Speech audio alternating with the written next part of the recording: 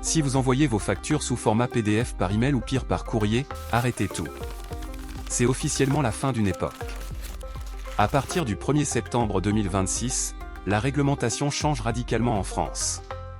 Que vous soyez artisan, consultant ou patron de PME, vos factures habituelles ne seront plus conformes. On fait le point en quelques minutes pour vous éviter des amendes.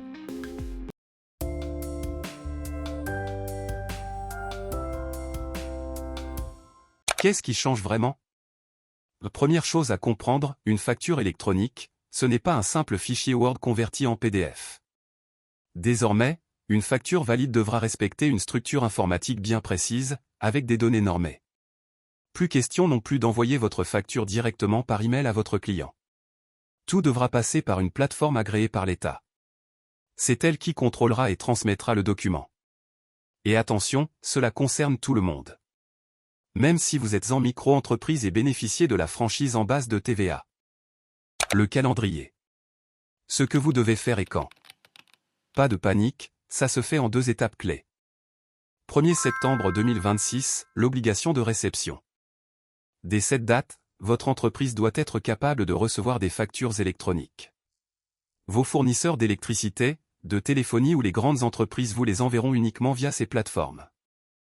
1er septembre 2027, l'obligation d'émission. C'est la date limite pour les PME et micro-entreprises.